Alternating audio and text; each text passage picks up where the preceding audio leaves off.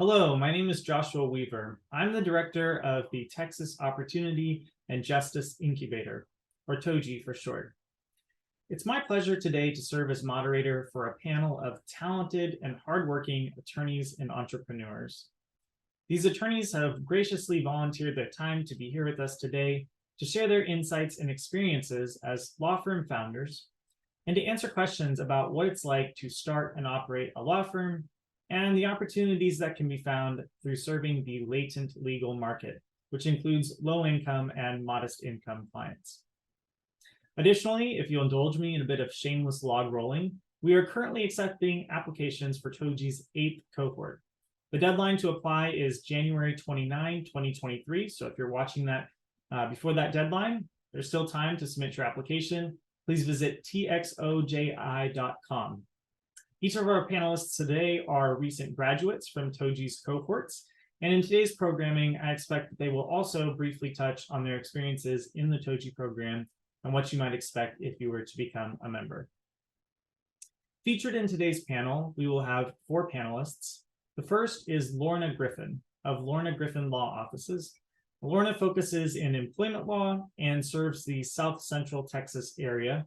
She is a graduate of TOJI's 6th cohort from 2020 to 2021.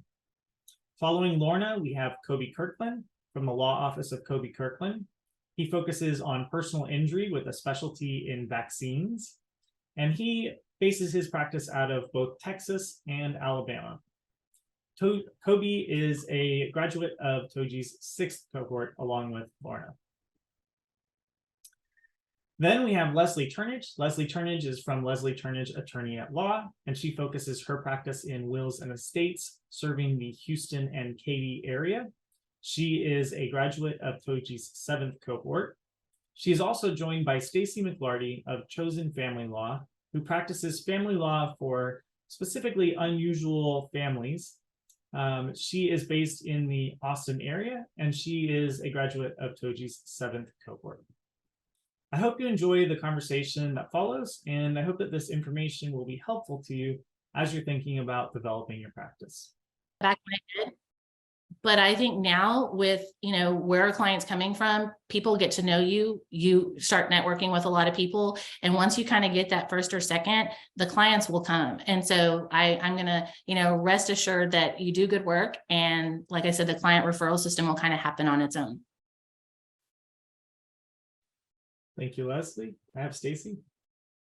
So my background is totally different. I have never worked in private practice before setting out my own shingle.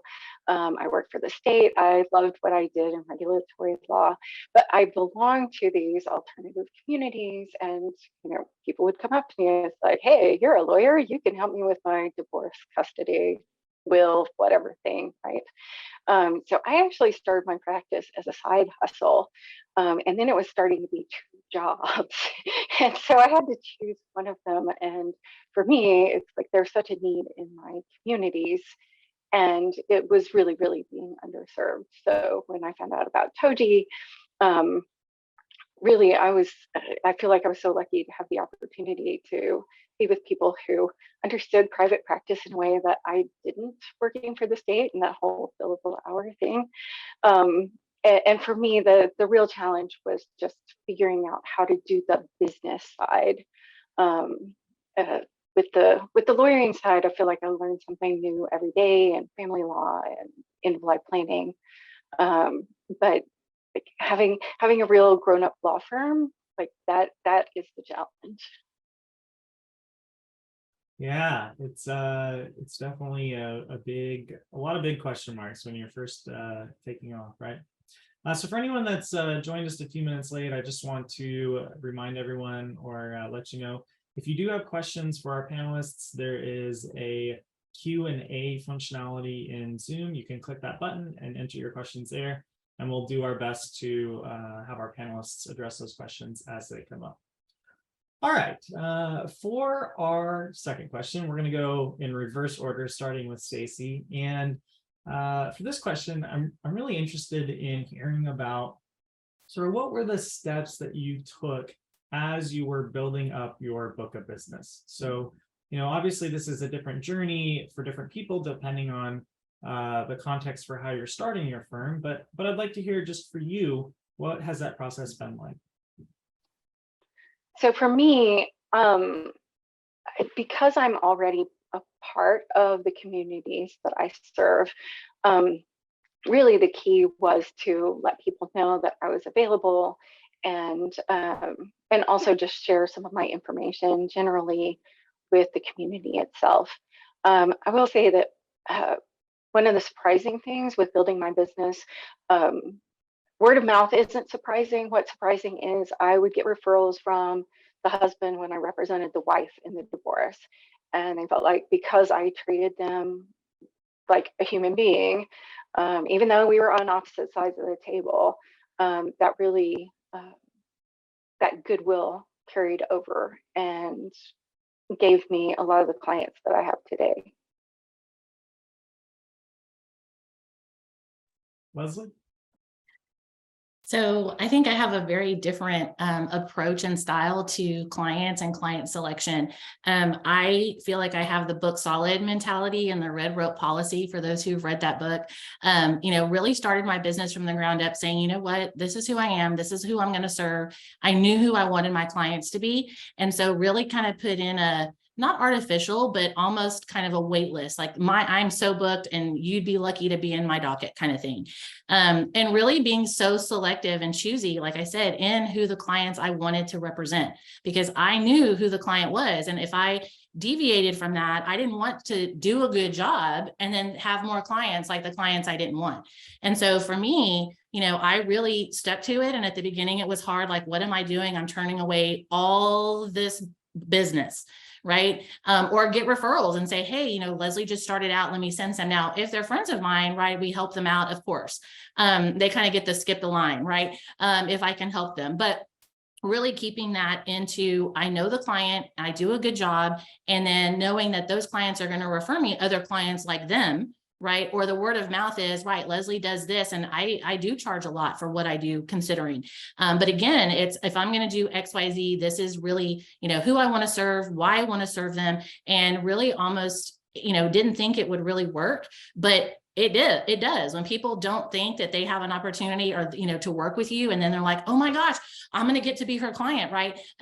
It's amazing, because then, when I ask for something, they give it, right? And then so you just kind of lay it out front, like what the expectations are. And so I think from the beginning, I really took a kind of a harder stance as to who I wanted, what I was expecting. And if you don't want to do that, that's okay. There's a lot of lawyers who, I can give recommendations for you to other lawyers, but really keeping that focus was on what I do with clients.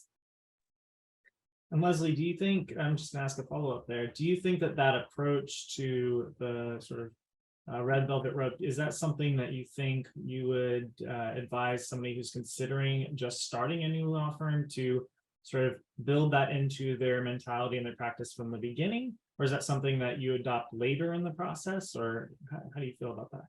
I did it from go, because I felt like if I really get to create my law firm from the ground up, what is that going to look like? And so it was no different than picking what name I was going to use, what logo I wanted to use, picking, how I was going to serve clients, which clients I was going to serve, right? Even down to, building my business with pro bono, right? I knew that was important to me. So just like when I, raising, like, I feel like, my law firm's like raising my child, right? And so it was just part of the plan, right? If these were the expectations I had, then it should be from the ground up, so that I do the practices the same way every time. This is the way I do my business. That's the reputation that I have, right? And so the community knows, right, that, I'm going to be pretty upfront and honest, right? I don't know that, like, if you hire me to do a job, this is the job I'm going to do. And like I said, knowing who that client is really, I think also from the beginning keeps out the clients I don't want to work with, or I don't ever have those days where I feel like, oh, I've got to call this client back. Right. And I'm also they have my personal cell phone number. So when I do choose the clients, right, they do have access to me. They have my personal cell phone. They're not going to get a recording or a receptionist or Ruby receptionist or anything like that. I'm going to pick up the phone and answer. Right. And so when I'm working with that type of client, they also have a higher expectation from me. And so for me, I would say, if you know that that's what you want to do, or those are the type of clients that you figure out your little avatar, whoever that is, then it's okay to do that from the beginning, because it might be a little slower at first, but really, I think honestly, I was a little bit surprised on how quickly my book of business grew, having that in place from the beginning. Okay, thank you, Leslie. Koby. Yeah, so most of mine has been networking, which is mostly with other lawyers, which is kind of funny because I'm not the most, like, that's an effort for me. I have this, if it ever came out, like the list, right? I have this crazy Word document list of pretty much every time I'm in a meeting another lawyer, whether it's lunch or whatever, I'll note time, place, try to have, they look like Joe Blow from T-ball or what, like just mental references so I remember these people. But first starting out, I got referred a bunch of cases from guys that I went to law school with, kind of some of my good friends from law school. So that was huge. I found in personal injury, you can't, or I can't, the advertisers scoop up all the general personal injury stuff. So I got like one car wreck in the whole time I've had my firm. Like, they just don't come because they get taken by the advertisers. And so what I have found is the more niche practice is huge, and I think that's probably a cut across the board for TOJI, for solos, whatever. Having a niche that you're the person they think of is huge. And so vaccine injury claims, that's one of my niches.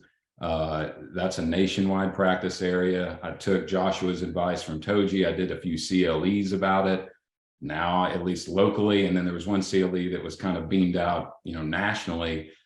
I got a lot of intakes the week after that aired from lawyers getting calls and be like, oh, I just saw this guy, blah, blah, blah, in Alabama. And then the last, I'm entering into not a partnership agreement, kind of like I think the document is called independent contractor agreement, but it's kind of like a standing referral agreement with this older lawyer here in Mobile who has a niche practice of maritime. So injuries in the port and injuries at sea. He's like one of two guys in the area who do it. And he's on his way out kind of, and looking for someone to step in. And again, like, I met him through his son at some young lawyers networking thing at like 5:30, and this dude had a cool belt. And I was like, hey, that's a cool belt. It was this like Indian kind of like beaded looking thing. And it was all like stemmed from that, and so it's funny, the networking deal is super true. I mean, and then lots of referrals from other lawyers. Most of my book of business has come from other lawyers and the relationships with them. Lorna? Well, I'll echo what the others said. I mean, referrals are probably my biggest, referrals from other attorneys are my biggest base. So when I started, I told everyone I knew that I was opening a practice, everyone from law school, attorneys I had worked with. I practice employment law. Not a lot of attorneys do employment law. So I get a lot of business from some of the bigger firms. They're the ones who get the phone calls because they're doing all the advertising.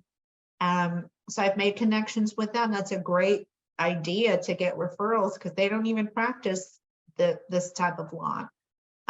Defense attorneys on the other side, and they can't help the employee clients anyway, so they send them my way.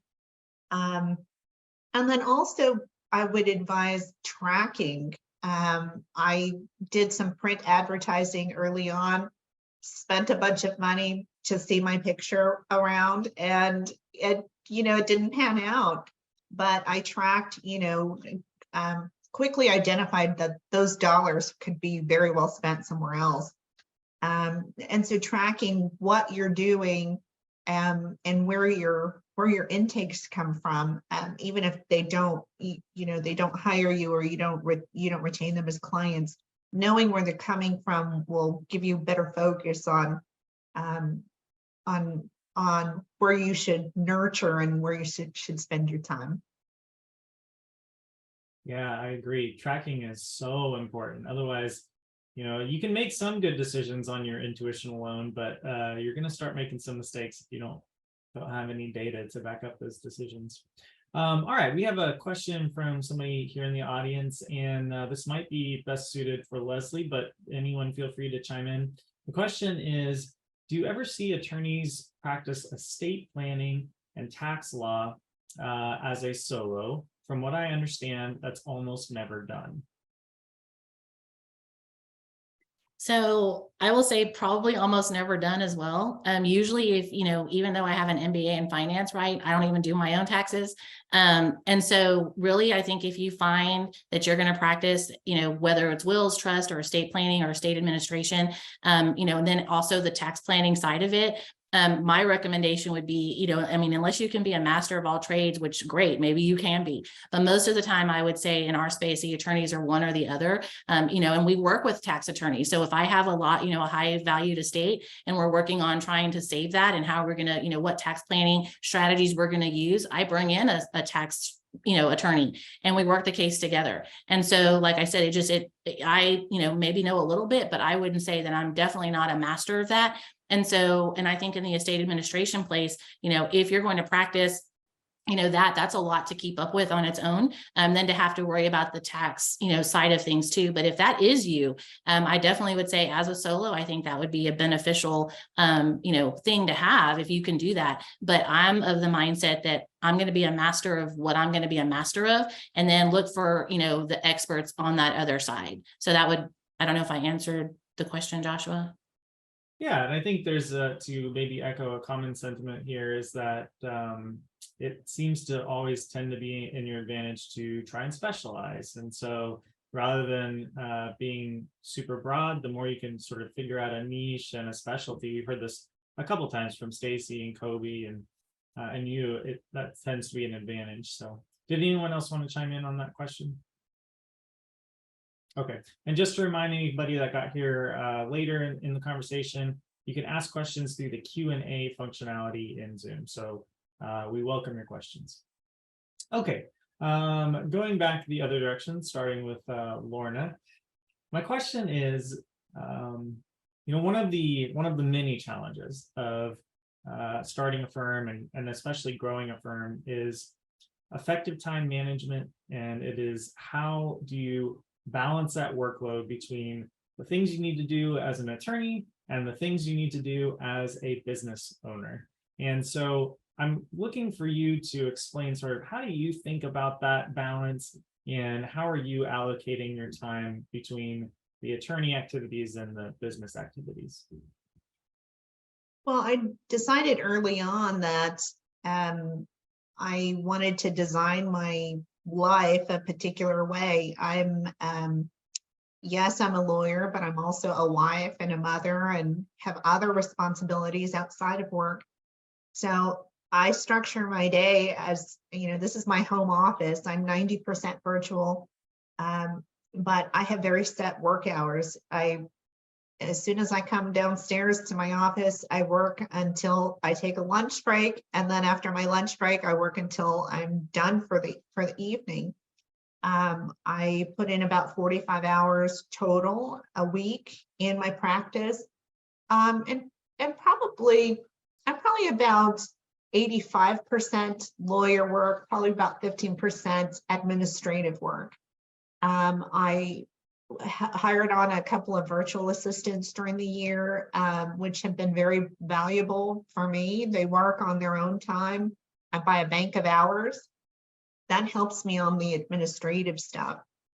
But I have, every Friday morning is my morning to go over my books. And that time, every now and then I have to shift things around.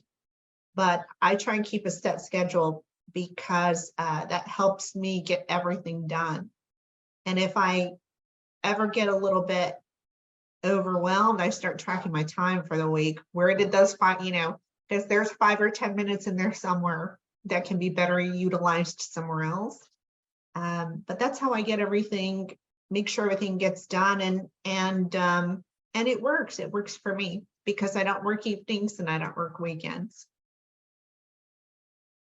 Yeah, that's great. I love to hear that if you're ever not sure, you track a week of time. I think that's a great tip. That's something one of my mentors encouraged me to do early on. And yeah, time management is really, it's really a challenge, especially when you're out there and nobody's looking over your shoulder. So that's great. Koby? Yeah, I do it. I do it. I just do it poorly. So I'd love to have 85-15. Is that what Lorna said? I mean, that would be a vast improvement over what I do. So, I mean, day to day, like I'll usually address all the emails that are in there first thing, triage, see what you have to do. And then I find that I will waste time after lunch. And so having like a menial, mindless admin task to do after lunch, scheduling it for then for 20-30 minutes, I do that. And then I'll save some stupid stuff like for night after the kids go to bed, like again, brainless, stuff that has to be done. But I don't, I spend too much time on it. Like that is once you kind of like have a little bit going, I think the next big hurdle is expansion and hiring somebody. And so virtual assistants, I haven't availed myself. I need to. That the deal that I mentioned with the maritime attorney includes the use of his staff and for my own cases, in addition to the ones I'll be doing with him. So hopefully that will be the answer to that question, because that is definitely have times where you're like, I didn't go to law school for this part, like I'm wasting my time here. And so I think, again, like clients, that'll be a struggle until you hire somebody, and then it's a different struggle and different responsibility. But I'm trying to defer that until it's absolutely necessary, and it's not yet. Leslie? I want to echo Lorna and Koby really there. I think time management, I'm of the mindset though, it's like I think I said in my last answer is I'm not an expert in everything and I don't want to be. And so I will look for who's going to be on my team to be the expert. So like I meet with my CPA twice a month just to find out where are we, what's my bookkeeping. He handles all of that. I don't want to know. I just want to know, is there enough? And that's totally against everything in TOJI. And me and Joshua have spent hours on, right, like tracking, and Leslie, you really need to know. And I'm like, okay, but I don't want to worry about that, right? And so I'm still trying to come around to that, because I do definitely see the benefits of tracking and understanding where and having a pulse on where everything is any minute and be able to find an answer right within the 10 minutes if you ask me about my business. But I definitely do I put those experts in place. So like I have my CPA, and like I said, he handles all the accounting, the bookkeeping, all my, W-2s, my 10, he handles all that. I just need to know, are we good? And if I'm going to buy something or have a big purchase, I run it by him. Are we good? Right. And I get the yes or no. If it's in between those 2 weeks. I also think automation is huge. And I learned that from TOJI. Getting stuff automated was a huge, I think, benefit, because realizing, like Koby said, when you're spending so much time doing the administrative stuff, it's like, I didn't go to law school for that. And I'm not making my hourly rate doing that. And so the more that I can take off my plate and let a virtual assistant do it, at $10 or $12 an hour or whatever, that the virtual assistants are, and knowing that that's just taken care of, and I can really just lawyer if that's what I want to do. I found at the beginning, I was scared to do it because I thought, how am I going to pay for legal assistants and virtual assistants? And how am I going to pay for, all the bookkeeping services? I should be able to do that myself. And then it looks out, then after you do it, you're like, wait, I'm making so much money as a lawyer. Those things kind of pay for themselves. If I was doing that other stuff, I wouldn't be able to focus the amount of time on my, being a lawyer in the practice. So I would say, as soon as you have the strength and courage to go, let me just try it and offload it and see, you'd find, well, I did, that I'm able to make a lot more money, even though I don't have aspirations of growing this huge, big firm and, having 10 lawyers under my belt. But, just knowing that, yes, I can have 2 virtual assistants and a CPA and a bookkeeper, and, that can all, but it's because I have the free time now to work on the business and be a lawyer. Okay, Stacey? I think for me, one thing that really helped with time management is, even when I began this as a side hustle, I looked at everything that I did with the possibility of growth. So even when I had like 2 teeny tiny cases, I had practice management software, because I could see like, oh, I'm only using about 10% of the functionality now.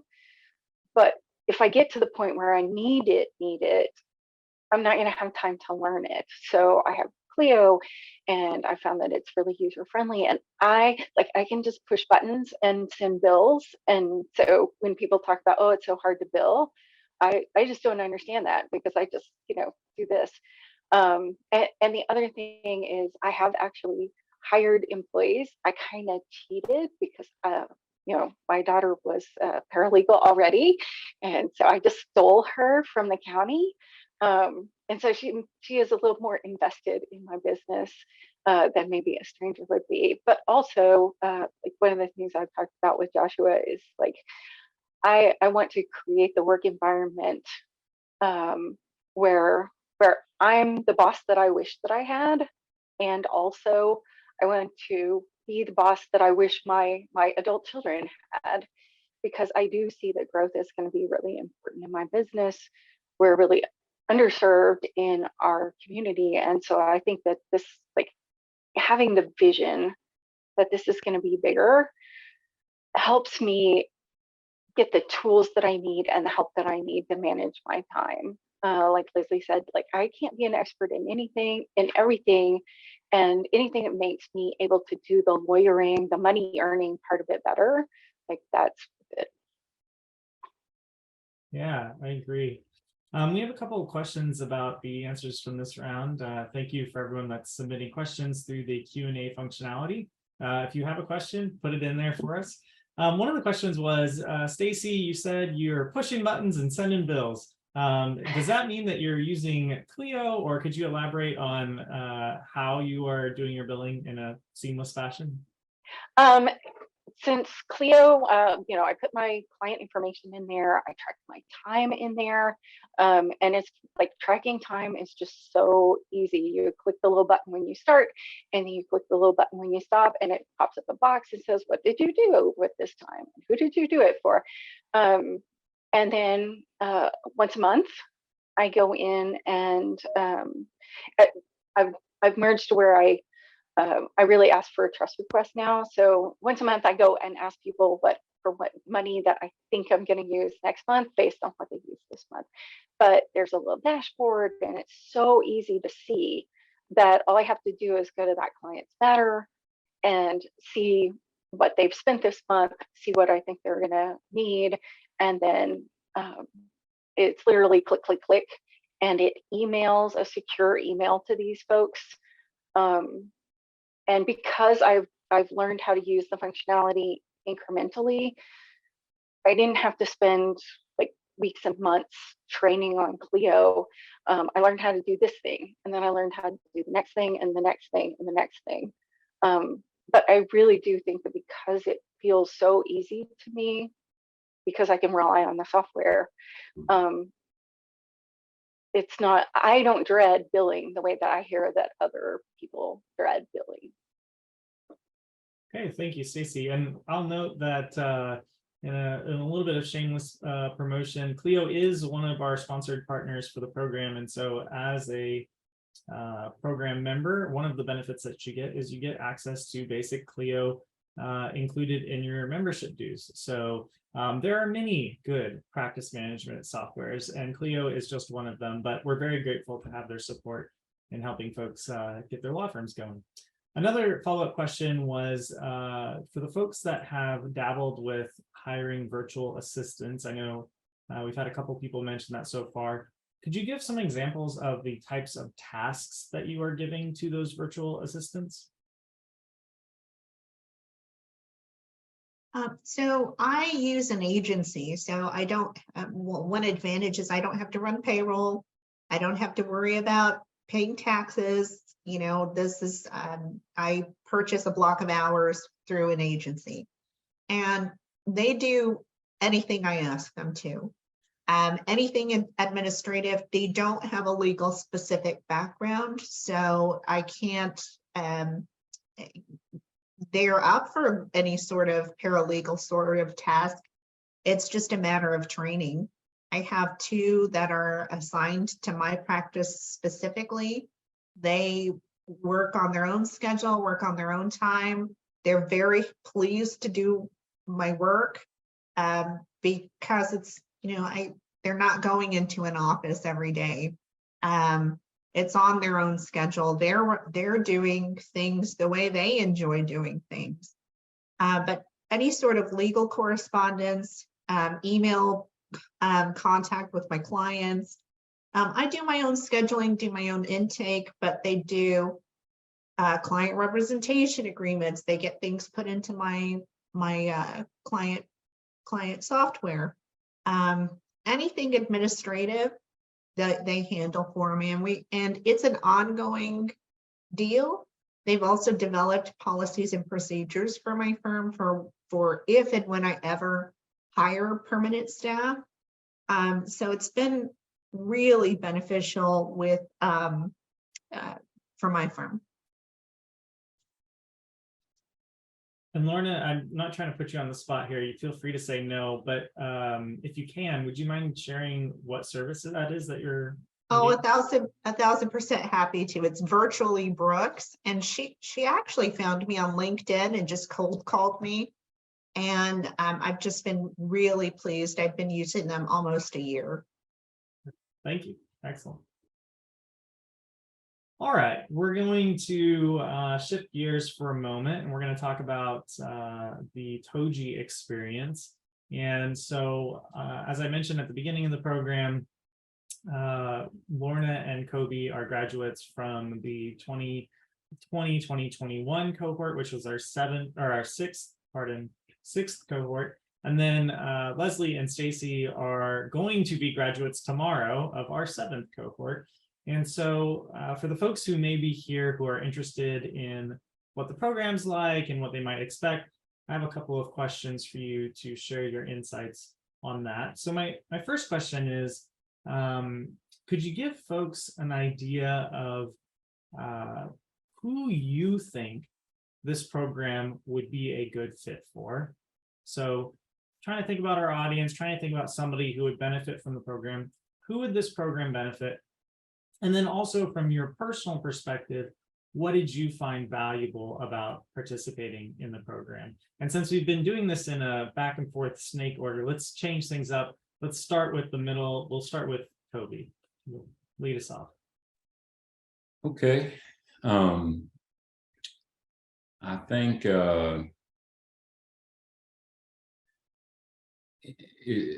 program would be beneficial to anyone. I think you have to have, you have to be, like I mentioned earlier, like at some point, different time for everybody. You feel like you have your feet under you as a lawyer, like what you don't know, you can learn, whatever. I think you have to be at that stage or beyond. I would not recommend it for a newbie. I think there's people out there who could do it. I wouldn't be one of them. You know, I think you have to have kind of knowing at least a practice pretty well, so you don't have to learn stuff, you know, and like, so that plus somebody who is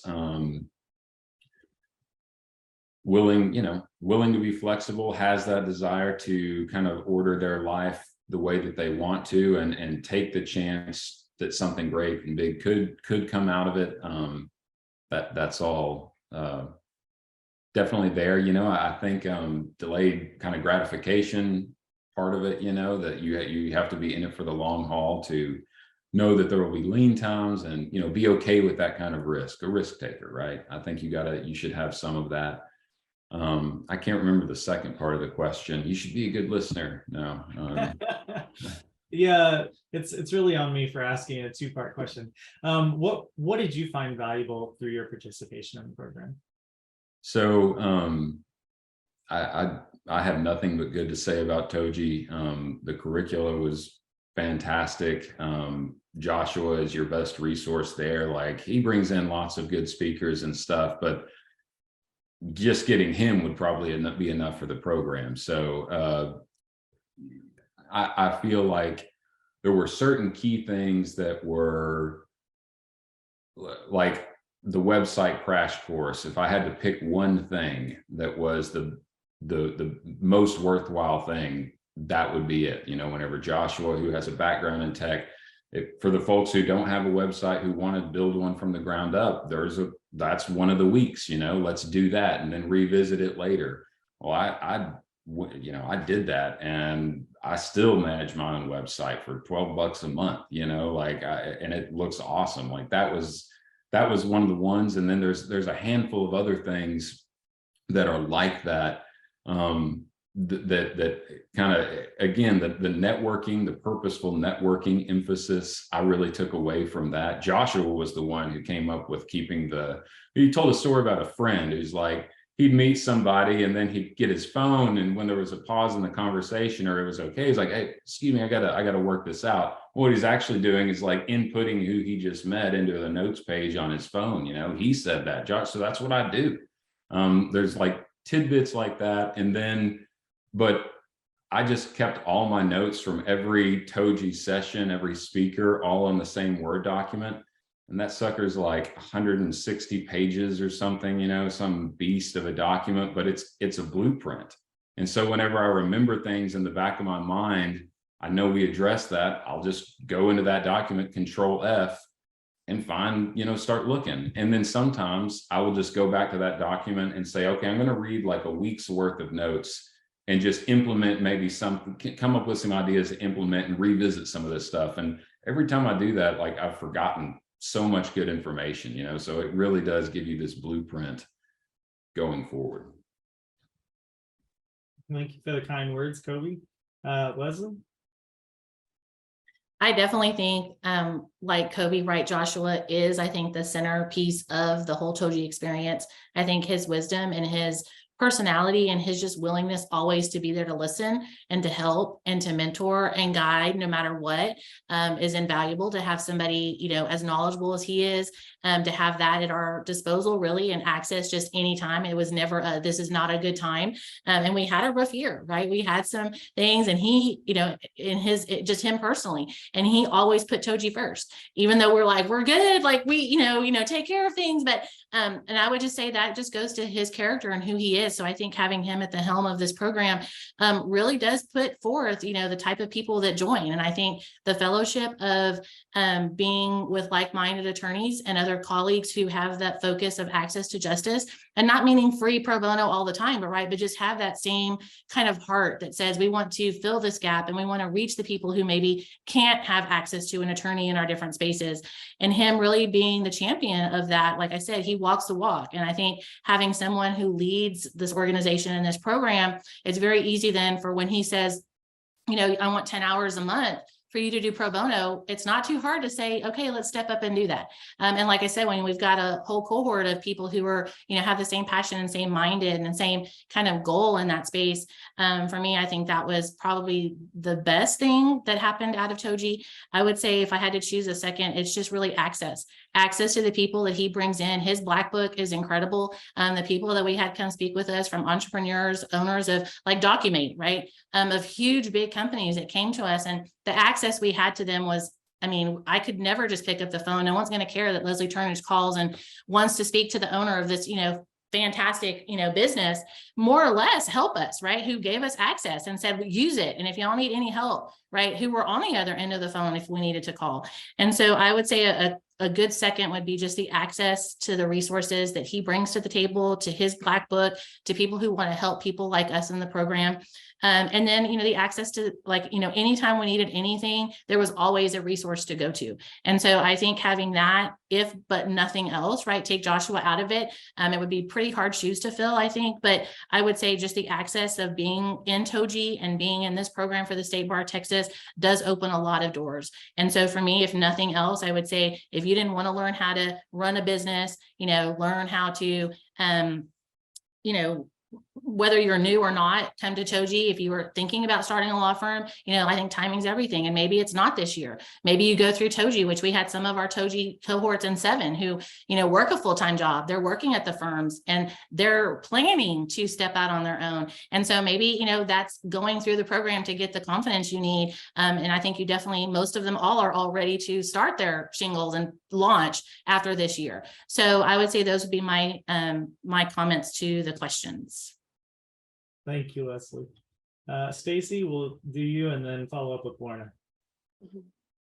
You asked who you thought would benefit from TOJI. And I think looking at our cohort, we are all so wildly different. We do have a commitment to pro bono service and learning more. But I think about the growth that all of our folks have had in really different areas throughout the course of the year. I don't want to embarrass Joshua more, so I'll just echo that Koby and Leslie are correct on that. But having that weekly session that we could go to, that was a wonderful anchor. And Leslie touched on this a little bit, just the resources that you can test through TOJI. You have access to Lexis, which I didn't think I was going to use all that much, and then I really did. The State Bar website with the CLEs and the online library, that was really valuable when, like, I don't know anything about this area of law, and I just had a place that I could go. Document, it was a fabulous resource, and we actually we moved to the paid version of that because it was so good. There were other things that we tried that we decided didn't work for us, and but we had the opportunity to do that because we didn't have to like pay up front for that resource, or we had a discount or whatever. So that was really, really helpful.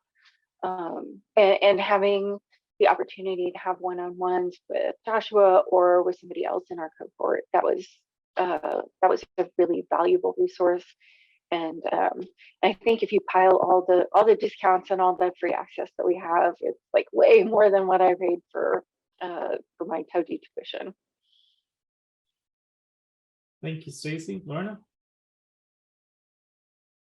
Well, I guess the most valuable takeaway from TOJI overall is just the confidence, because the weekly sessions, whether it was focusing on business skills or focusing on growing your network or client-centered or knowing yourself, I mean, just getting, just learning more about myself, it helped me personally, professionally, no doubt. But each of those sessions prompt different goals and different areas of your business. I mean, so that it facilitates your goals in an exponential way that I really hadn't anticipated. Some of the not only formal coaching, but some of the informal coaching from peers.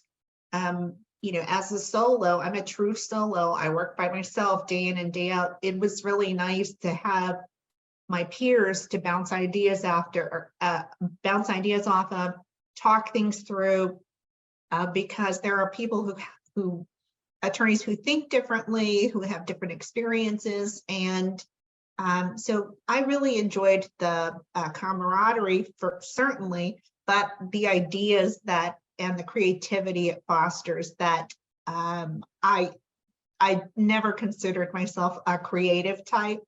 And now I say I'm not creative in that manner. So just all the great things about TOJI, but you know, the note-taking, like Koby, except I have a good old-fashioned handwritten notes that I refer to frequently, because when I'm ready to grow a certain aspect of my business or change things up, I'm going to go back to those lessons of just very valuable resources that I want to revisit. Thank you for that. We are approaching our time here. We have about 9 minutes left, so let's pivot back to lessons that you've learned as law firm founders. And I'm interested in hearing from you. You know, I think we probably do have some folks in the audience today who are contemplating starting their firm, but they haven't yet taken that affirmative action of opening up the doors to clients yet. If you were talking to that person or somebody even that's early on in that process of having recently opened their doors, and you had to give them one piece of advice, what would the one piece of advice that you would want to give to those folks be? And we'll go from Stacey to Leslie to Koby to Lorna. I think the one piece of advice I would give is to treat everything about this as a cool experiment that you're doing. You can try things, you can change direction, you will make mistakes and you will learn all kinds of things. But if you have the attitude that's like, this is an experiment and we're just trying to get better and better, then it feels like you're just opening up a gift every day instead of like, oh my gosh, am I going to do something wrong? Is everything going to fall apart? Love that learner's mindset. I agree. That's really important. Leslie? I'm going to say just do it. It's never going to be the right time. If you're waiting for the right time, it's never, if you're trying to plan and it's got to be perfect and we're perfectionists, I get it. And, we want everything to be exactly right and scheduled. And do I have everything in the right place? Right. And it's kind of like getting married and being a mom. You're never going to be ready for that. But you do it and you are enough. And I think those two things, that's what I'm going to say. You are enough. You're a lawyer. You can do it. And, if not now, when? And so just do it. Love it. That's got to be, we're not sponsored by Nike or anything, but I mean, out of all the slogans anyone's ever thought of for a company, I feel like that's probably one of the strongest. All right. Koby, you're up next. I think, I don't know if it's the number one, but it's the best one I can think of right now. And echoing what Leslie said earlier, be selective in the cases that you take and the types, the areas of law. If a new, good looking opportunity comes in, but it's an area of law that you don't necessarily know, think about it. I mean, I'm not saying, I'm getting into an area of law. I just mentioned, that I don't really know, but I've considered, I've thought about it, but overloading yourself with cases that actually aren't that good, or with law that you don't actually know, can lead to some bad spinning of wheels where you're not making any money. And then, a kind of subpart, it's not a different advice, a subpart to that is like, trust that feeling, your Oprah feeling or your gut or whatever about those clients. Because if you feel weird about them, in my experience, that never goes away. It only gets worse and worse and then manifests in some terrible outcome for everyone. I've fired some clients. I've done it amicably. I don't have any bad reviews or anything, but it's like, I would be very purposeful about, about what you take and to listen to that gut about how you feel when these clients come in the door. Thank you, Koby. Lorna? Well, I'm going to say two. The first one, I mean, similar to what everyone is saying, is know thyself. Know yourself, not only what you can handle, but what you like to do with your time. And second, I'm a very risk averse sort of person just by nature. I like to dip my toe in, and it feels really scary to be out there. And I am open for business. It can be really scary. And so my big advice is metrics. I mentioned tracking earlier. I measure all sorts of things. I don't measure just to measure. I actually use the data and analyze the data. It doesn't take a whole lot of my time, but I really use that to guide me, and whatever needs tweaking or whatever next steps I'm going to take is by looking at the data. I'm glad somebody decided that metrics were important. We talk about metrics a lot in the program. It's nice to hear somebody say that some of that's sunk in. I do think metrics are really important. Well, this is all really great advice. I would echo the same sentiments as what Stacey, Leslie, Koby, and Lorna have shared.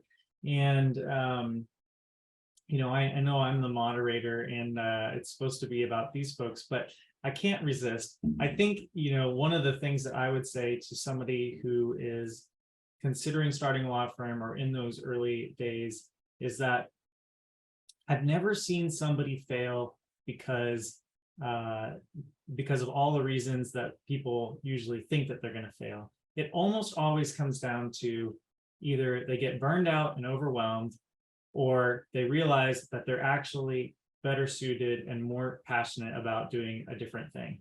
And so if you're out there and you're thinking, I don't know if I can do this, I don't know if I can be successful at this, I would echo what these folks have said and said, the main difference between breaking through and getting to where you want to be and not is don't give up, right? Just don't give up. Really, this whole process is about putting one foot in front of the other.